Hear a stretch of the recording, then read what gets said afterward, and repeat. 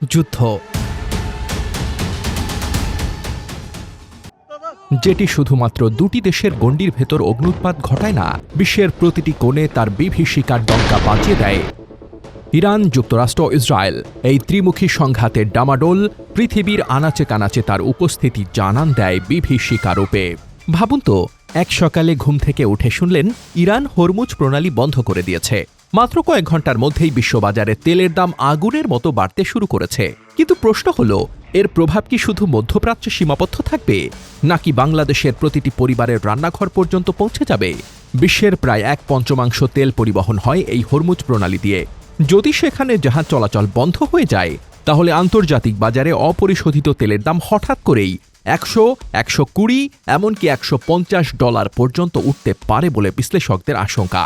বাংলাদেশ তার প্রয়োজনীয় জ্বালানির বড় অংশ আমদানি করে, ফলে তেলের দাম বাড়লে প্রথম ধাক্কা আসবে ডিজেল, পেট্রোল এবং অকটেনের বাজারে। পরিবহন খরচ বাড়বে, বিদ্যুৎ উৎপাদনের ব্যয় বাড়বে, আর তার প্রভাব পড়বে চাল, ডাল, তেল, সবজি, প্রায় সব নিত্যপণ্যের ওপর। এখানেই শেষ নয়, বেশি দামে তেল কিনতে হলে বাংলাদেশকে বেশি ডলার খরচ করতে হবে।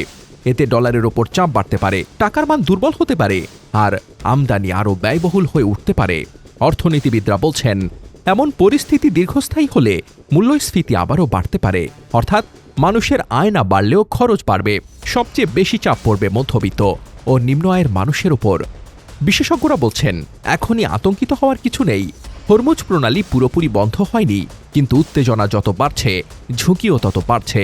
তাই মধ্যপ্রাচ্যের এই সংঘাত শুধু একটি আন্তর্জাতিক খবর নয়, এটি বাংলাদেশের অর্থনীতি, বাজার এবং আপনার দৈনন্দিন জীবনের সঙ্গেও সরাসরি জড়িয়ে আছে।